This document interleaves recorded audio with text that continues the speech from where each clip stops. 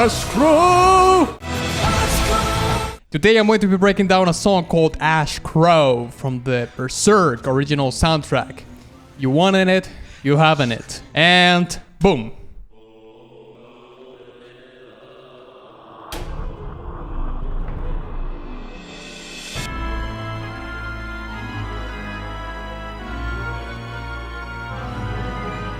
Sounds insanely foreboding already.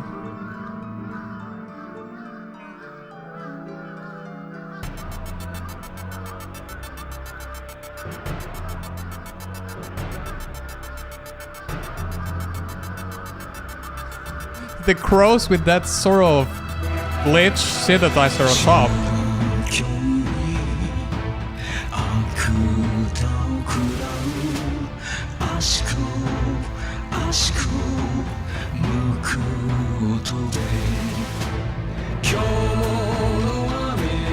That's Susumu singing.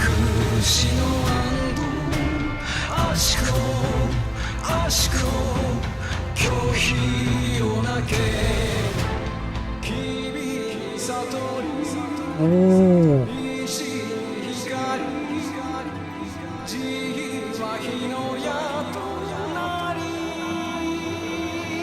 I really like Susumu's voice. I heard a song from him the other day, like from his personal repertoire, and this was fantastic. He was playing guitar, by the way.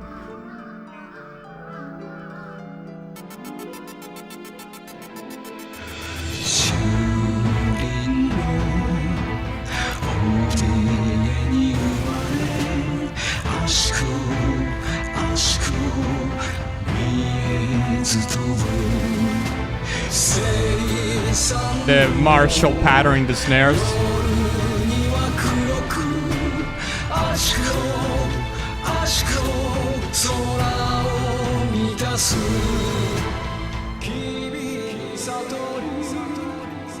That run in the harp.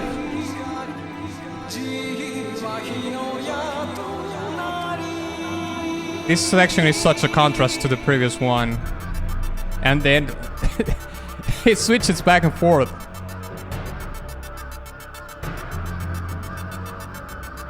Yeah, this is a dungeon synth song all over the place.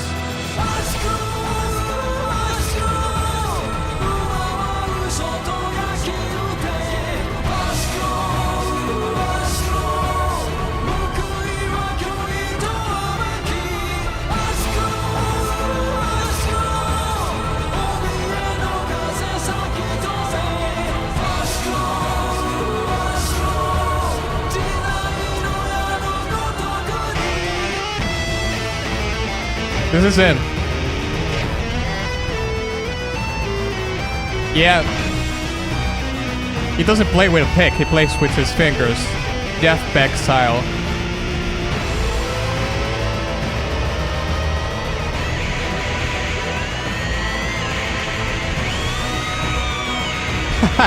That whammy bar.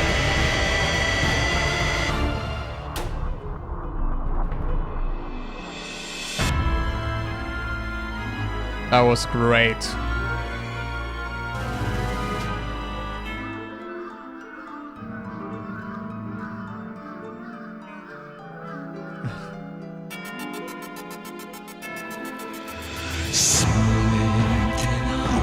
I'm gonna have to find the lyrics to the song later.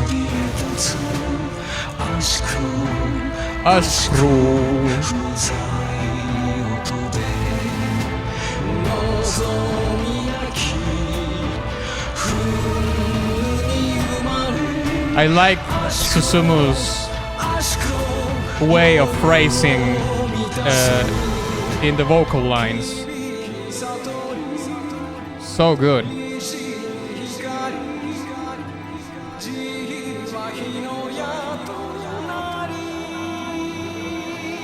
Yeah, this part is so whimsical. And then you have the contrast with this synthesizer, kind of glitchy synthesizer. And then comes all the other layers with its very dark, foreboding chord progressions.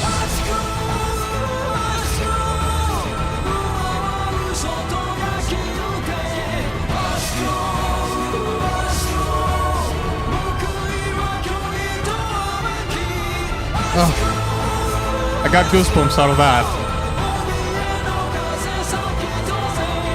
Astro!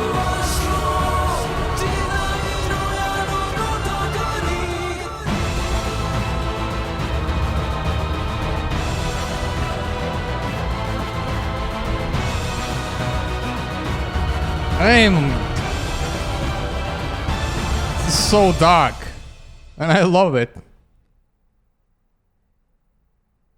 That's it? Yep, that's it. All right. This was super awesome. I loved it. Let's break it down. I think Susumu Hirasawa once again was able to embody in one song, at least if not most of it, the storytelling of what Berserk is. And even though I am not an expert, of course, in terms of the Berserk story and whatnot, I understand the general premise of it to a certain extent. I've been trying, apologies, to educate myself in terms of this universe, you know, with videos and whatnot from really talented, very passionate content creators for sure that make 3 hours plus videos about Berserk.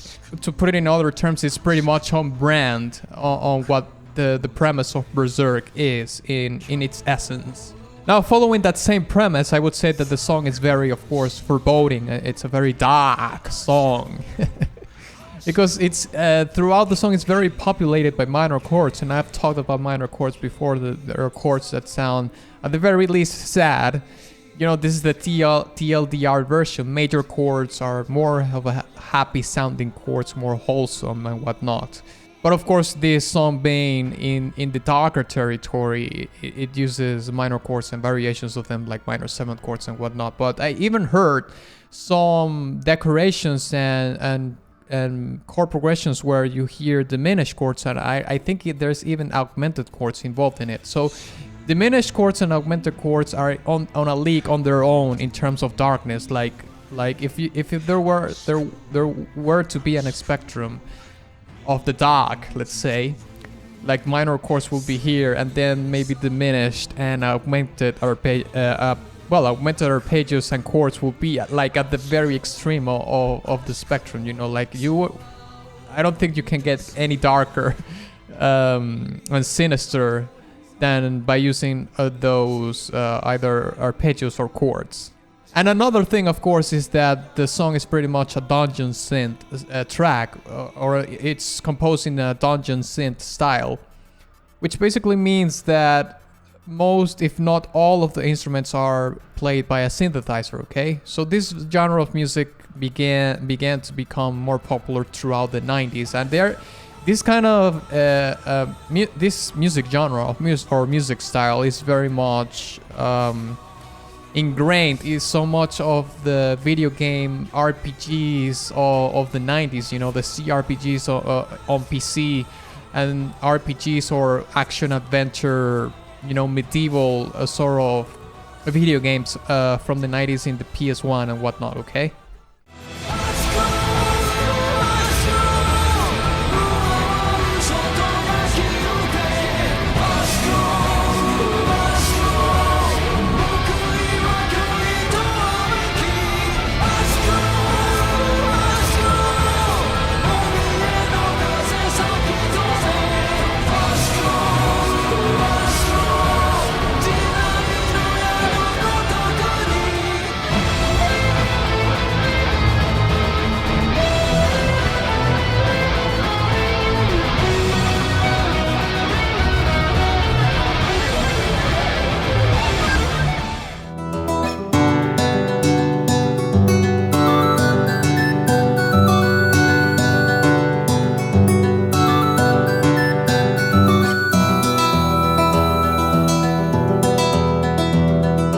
Now let's talk more specifically about the song, okay? Because I think it has two contrasting parts, but from one of those parts, let's say that the chorus, what would be considered the chorus, branches out of that. And let's talk about that part in specific, which is the first part I want to talk about, which is basically the part where we hear the martial element into it, right? Like we hear that there is a sort of a military martial layer that is imbued in the song, which is pretty much given by the percussion arrangement, like in the timpani and the snares.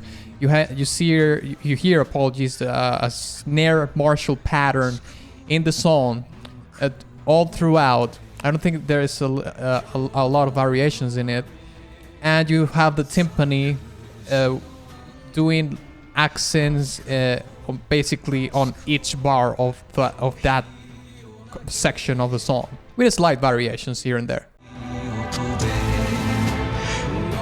Also, the string section in this part is very tamed, but that happens throughout most of the song.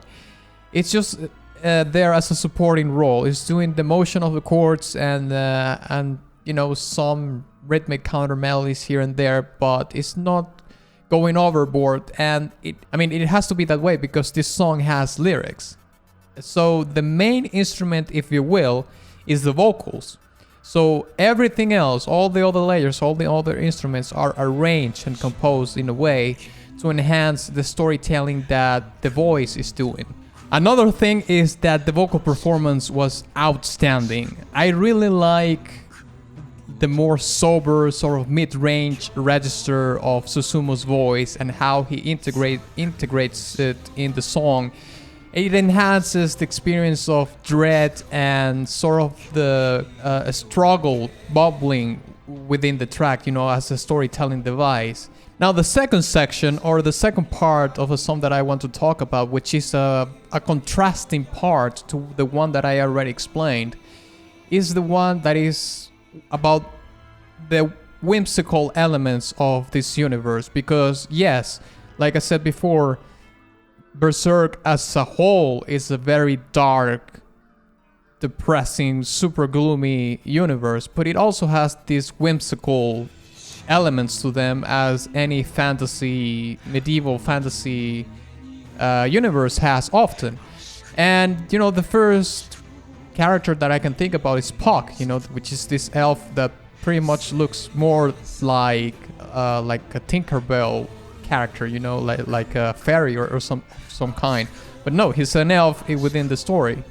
But you know, the way he's designed and he's as a character is very whimsical. And this second part is exactly that, you know, it's trying to tell the story of that part of within the universe of Berserk. But also, of course, by doing that, it's bringing a little bit of balance to the song. Not necessarily makes it like 50-50, because the song all throughout is a very dark song, but it's certainly trying to bring a counterbalance to all the darkness, you know what I mean?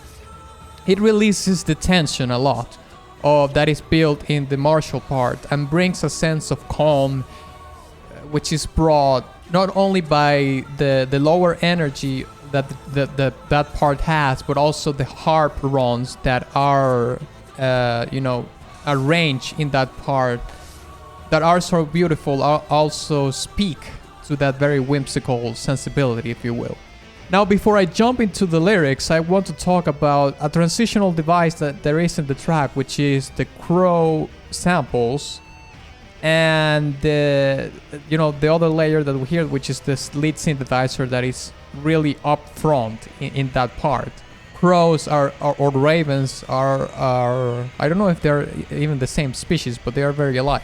They are used as a symbol a lot, you know, in mythology, in cultures all around the world. And you know, often they are seen as, you know, they represent the dark, you know, the night, the void, if you will. So it's not an accident that that sample is there, other than, of course, you know, being a literal element taken from the context of the title of the track, of course, which is Ash Crow. Oh, they think it's a titan. Well, yeah, it's a titan. Yeah.